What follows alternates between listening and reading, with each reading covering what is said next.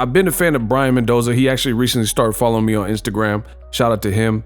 And I thought he fought his butt off, and he came with a great strategy. Underrated trainer he has, Ishmael Salas, who also works with Yordenis Ugas and others. And I thought the game plan was good. Now, in my opinion, let's talk about the bad and the ugly.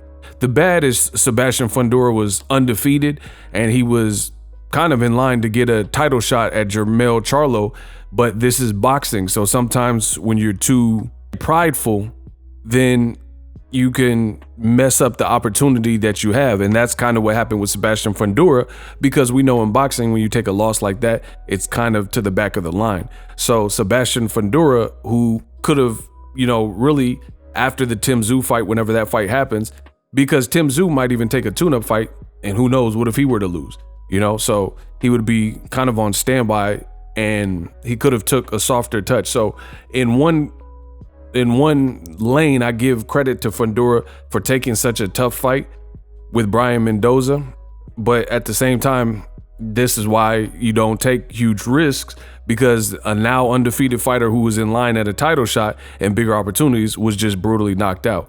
Now, I got to give a lot of props to Showtime Boxing. By far the best boxing card. I did check out Shakur Stevenson, Jared Anderson, and Keyshawn Davis's performances. Luckily, some of them were not conflicting with the Showtime card.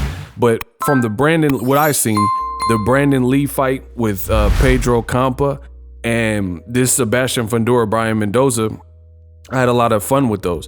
And this is going to be deemed as an upset. For me, I know boxing. What can I say? So Mendoza beating Sebastian Fundora, to me, is not an upset. And I know some people are like, what do you mean? Based on the odds makers and the fans, y'all are calling that upset.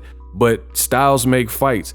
And you got to look at all the attributes. I was one of the only people saying that this was a great fight and putting this preference on this particular fight and giving Mendoza a chance to beat Fundora. Reason being, to my knowledge, he had never been stopped before in his losses. See, people, the difference between them and me is there's a lot of people who, if they haven't heard of a person, that person's automatically a bum. Never seen them fight. That's why I don't use that terminology in boxing. You rarely would hear me call somebody a bum. You know what I'm saying? I could say a cherry pick, but I don't usually call fighters a bum. But that's what a lot of people do. And some of the fighters they do it to, you just haven't heard from them. Like, it'll be Gervonta Davis versus Esau Pitbull Cruz. And they'll be like, oh, who is this guy he's fighting? Just because you don't know him, that's because you don't really know boxing and you're a sometime fan. You're a casual fan, right? So I already knew about Brian Mendoza. I was very impressed with his performance versus Jason Rosario. Crazy knockout, if you haven't seen it. Just really slick, swift uppercut that he had landed. And Jason Rosario is pretty big, and that was at a higher weight class. So I knew that he was going to give Fundora problems. He has the heart and the grit, which was showed in this fight, and he has power, and he has a great corner, and, I predicted this. Now, I know in today's age of TikTok and Instagram, it's not enough to just say you predicted something, because a lot of people do that. That's why I brought receipts. So you guys see on the screen, I've been saying the flaws with Sebastian Fundora for years now. Here's one of the tweets. October 8th, 2022. I said a fighter like a prime Sergio Martinez would have gave Fundora major issues. That overhand left that he hit and KO'd Paul Williams with might do the trick, LOL, #ego. So I've been saying the same thing for years. Fundora, I think he's a good fighter, but definitely a flawed fighter with certain attributes that work in his favor, but then there's other things he was doing that I seen could be problematic for him. And if I'm not mistaken, the final punch that ended the sequence, even though he was hurt before that, was an overhand right, And I said, I effing told y'all. During this fight, I said a strong overhand right like Maidana or an overhand left like Sergio Martinez would hurt Fundora. And again, that was the final punch of this particular sequence and this particular fight. Great heart, great. I mean, this is what boxing is made of. This is like some David and Goliath type of deal, because you have like a 6'6", 6'7" Fundora. He has crazy attributes, especially for 154 pounds. He was winning on, I think, all the judges' scorecards. I think the max that any of the 3 judges gave Mendoza was 1 round. There was moments where Sebastian Fundora was letting off great inside work, vicious uppercuts, and it looked like it was bothering Mendoza because it looked like he had a cut and the blood was smearing, and it was just rough on the inside. So it wasn't an easy fight where Brian Mendoza just went out and had his way.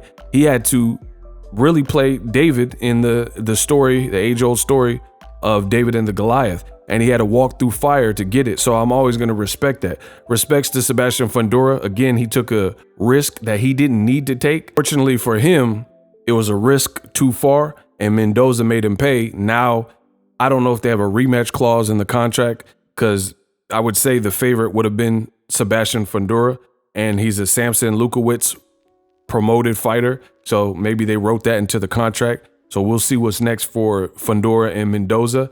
Beautiful left hook. And I don't think that Mendoza, he didn't know it was going to create the knockout.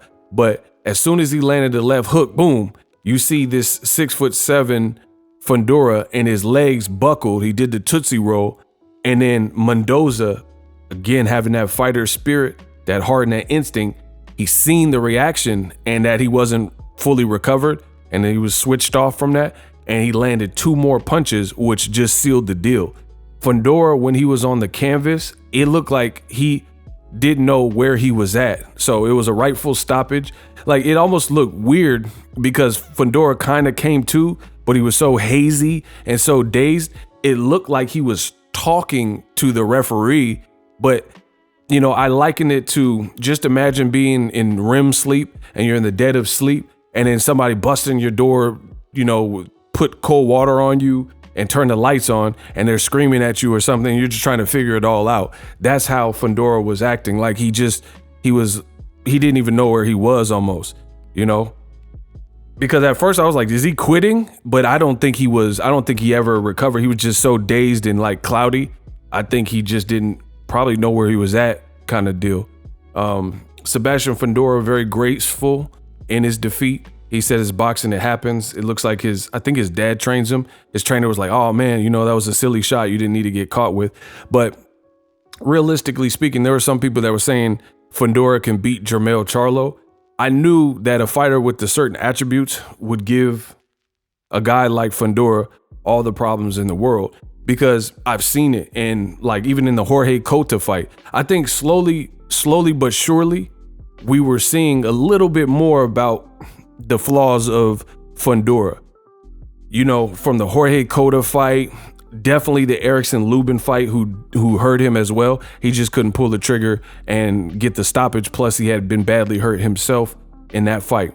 Mendoza was very smart to move, a lot of lateral movement, create a moving target, try to like still stay defensively responsible on the inside so he couldn't get hit with anything silly, showed resilience, showed a lot of heart, and he was able to weather that early storm. And despite being down on the scorecards, which he might not have known, but you know, as a fighter, you have a feeling if you're winning or losing a fight. He stuck with it, created the opening, and it was 3 punches. Murder, she wrote. Murder, she wrote. Very fun stuff. It was a technical fight. As the fight progressed, it started to open up. Fundora was winning the fight. This is going to be labeled as an upset. Thoroughly enjoyed this Showtime card. Congratulations to Mendoza. Very proud of him. You know, I just like these moments in the sport of boxing because it gives you hope. Like, I don't like when the promoter schedules just a million showcase fights and we know the A side has every single advantage. The last person got late notice. They're not in shape, you know, and it's just a showcase fight to see someone get bodied. You know, Mendoza had to really work for this, and Fundora, he fell asleep at the wheel for a brief second, and that's all it took. So, you know, down the ladder he goes. We'll see what's next from both. Congrats. 2 warriors. I enjoyed it. You know, I seen this coming, as I've said, and I've showed you some of the receipts. I've made these comments before. Fundora is a great fighter, slick inside work, but I think a lot of his success is his freakish attributes, him being so tall, him being a great inside fighter.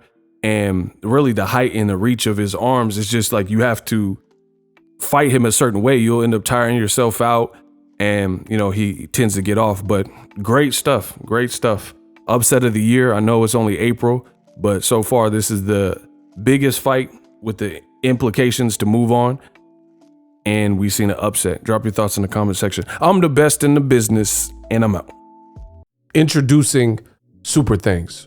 Right here on the official Boxingego YouTube. Super Thanks allows you, the viewers, to show a little bit of extra gratitude, which enables me as a full-time content creator to push out the content you need in the world of boxing. Underneath all the videos, you will see a heart with the $sign in it. You can enter any amount that you find suitable as a super thanks. A brand new, interactive, and colorful way to get your comments highlighted and noticed by not only myself, but other people on the YouTube platform. Super thanks, a unique and cool way to show and applaud us full-time content creators. Hopefully you guys enjoy the content. Super thanks. The future is now. The Hibernation 5s by Kenichi Bear. Hybrid gaming and lifestyle headphones. Out of the box, you can connect to any console or PC. Bluetooth ready with a low latency USB adapter, color RGB, and extreme bass mode. The Hibernation 5s adjust to you. Whether you need a gaming, travel, gym, or lifestyle headphones, the Hibernations got you covered. The new Hibernation 5s, link in the description. Customize the way you hear the world. Welcome to the nation. Are you tired of your YouTube videos not getting any views? Well, consider TubeBuddy. I've used TubeBuddy for years to scale up my YouTube channel. Now we're sitting over 200,000 subscribers. TubeBuddy is a browser extension that offers a ton of built-in productivity and time-saving services to take your channel to the next level. Use my link in the description to get started with TubeBuddy and level up your channel faster. We working.